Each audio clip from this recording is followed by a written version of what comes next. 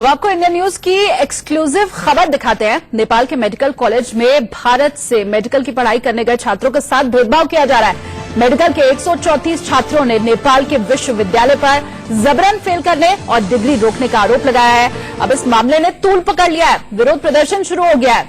इस सिलसिले में पीड़ित छात्रों ने भारतीय दूतावास और पीएम मोदी से मदद की गुहार लगाई है। खबर यह है कि जिन छात्रों ने मामले को उजागर किया है, अब उन्हें धमकियां तक मिल रही हैं। आपको बता दें, नेपाल में करीब 3000 भारतीय छात्र मेडिकल की पढ़ाई कर रहे हैं, जिनसे नेपाली छात्रों के मुकाबले 3 गुना ज्यादा फीस ली जाती है। करीब 60 से 70 लाख रुपए तक फीस वसूली जाती है इन छात्रों से। लेकिन अब इंडिया न्यूज की ये अहम खबर, एक्सक्लूसिव स्टोरी हम आपको दिखा रहे हैं, जहां जबरन फेल करने और इन छात्रों की डिग्री रोकने का मामला सामने आया है। खबर यह भी है कि जिन छात्रों ने इस पूरे मामले को उजागर किया, सामने लेकर के जो छात्र आए इस पूरे मामले को, अब उन्हें धमकियां मिल रही हैं।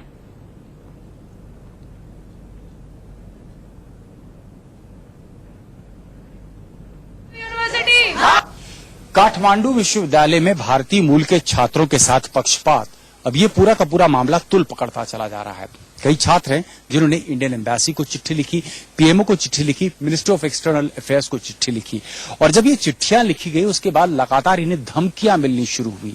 इस बाबत कई चिट्ठियां हुई हैं और सख्त निर्देश, एक तरीके से हम कह सकते हैं। ये जो चिट्ठी है हमारे हाथ में, रिप्रेजेंटेशन टू पीएमओ फ्रॉम सी महावीर गुर्जर, ये एक विद्यार्थी हैं। इनको साफ तौर से ये कहा गया है, reference to your trailing mail attached letter, you are advise to kindly report the matter to the local police authorities for suitable action in this regard. यानी कि साफ तौर से निर्देश दिया जा रहा है महावीर गुर्जर, जो एक पीड़ित छात्र हैं, इन्हें कि आप इस मामले को तुरंत पुलिस को रिपोर्ट करें, क्योंकि इन्हें लगातार धमकियां मिल रही थी। इनकी गलती सिर्फ इतनी थी कि जो पक्षपात भारतीय मूल के विद्यार्थियों के साथ हो रहा था, उसको इन्होंने सामने सबके लाने की कोशिश की। इन्होंने चिट्ठियां लिखी पीएमओ में, मिनिस्ट्री ऑफ एक्सटर्नल अफेयर्स में, इंडियन एम्बेसी में, और यहां तक कि जो अधिकारी हैं नेपाल में, उनको भी। विराटनगर में नोबल मेडिकल कॉलेज में पढ़ रहा हूं, जो काठमांडू यूनिवर्सिटी से एफिलिएटेड है। और वहां पर क्या है कि जो हमारे काठमांडू यूनिवर्सिटी के जो एग्जाम रिलेटेड जितने भी अधिकारी हैं, वो लोग क्या है कि लगातार हम लोगों को हर 3 साल से फेल किए जा रहे हैं। और मेरा डिग्री 2015 तक पूरा हो जाना चाहिए था, पर उन लोगों ने अभी तक मुझे डिग्री नहीं दिया है। इसमें यहाँ पर अब और भी बच्चे हैं जो बहुत ज्यादा पीड़ित हैं। सभी बच्चों के साथ में हो रहा है। कोई बच्चे को 2 साल बैक कर दिया है, किसी बच्चे को 3 साल बैक किया हुआ है, और कोई बच्चा यहाँ से बिना डिग्री के लेके चला गया है। बहुत सारे बच्चे हैं जो बिना डिग्री के चले गए हैं। अभी और भी बच्चे आने वाले हैं जो बच्चे बिना डिग्री के चले गए हैं यहाँ से। नेपाल में पहले हम लोगों को ठीक लगता था कि भाई एमबीबीएस इज इजी देयर, अगर हम लोग स्टडी करेंगे तो। लेकिन जिस साल मैं आई हूँ 2014 में, उस साल हम लोगों को कुछ ठीक लगता था। हम लोग सब सेम क्लास में पढ़ते थे, कोई भी वो पार्शियलिटी वगैरह कुछ भी नहीं थी। तो जैसे हम लोगों ने एग्जाम वगैरह दिया तो हम लोगों का 6 महीना लैक लगने लगा, फिर 1 साल हो गया, फिर 1.5 साल हो गया। सेकेंड ईयर का जैसे एग्जाम दिया, फिर सेकेंड ईयर का मेरा 2 एग्जाम था, जिसके अंदर 38 नंबर, दोनों एग्जाम में 38 नंबर आए थे। उस 2 एग्जाम के चक्कर में मेरे को 1.5 साल रोक दिया गया था। ठीक है, तो अब हम लोग 3rd ईयर अब दिसंबर में देंगे, उसमें भी कोई पता नहीं है कि भी वो लोग हमें पास करेंगे या नहीं करेंगे। हमारे सारे स्टूडेंट जो इंडियंस लोग हैं, उनके सारे रिजल्ट रोक दिए जा रहे हैं। ऐसा क्यों हो रहा है? हम लोग के साथ, हम लोग भी पढ़ने के लिए आए हैं। ऐसे हमारे बैच में 12th बैच से हूँ, तो ऐसे 90% मतलब जो है 50-50% है नेपाली इंडियंस, तो 50% सारे नेपाली पास है।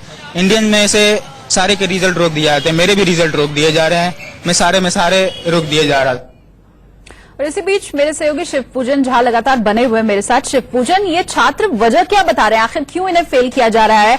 क्या कुछ कहा गया है इन्हें कॉलेज की तरफ से? क्योंकि तमाम होनहार छात्र हैं, वहां पढ़ाई के लिए गए हैं, इतना भेदभाव?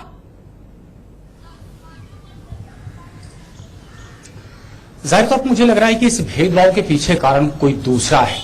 हमारे पास जो आंकड़े हैं उससे साफ यही पता चलता है कि पूरी कोर्स जो है उसकी फी जो वसूली जाती है वो तकरीबन 72 लाख 66,000 रुपए एक विद्यार्थी से। तो सिर्फ पैसा एक मकसद नहीं हो सकता, क्योंकि हर बार जब परीक्षा में फेल किया जाता है तो उसे फिर से रीअपियर होना पड़ता है पास किए जाने के लिए। जैसे महावीर गुज्जर एक केस स्टडी में थोड़ी देर पहले अपने दर्शकों को दिखाया, 6 बार लगातार फॉरेंसिक मेडिसिन में उनको फेल किया जा रहा है।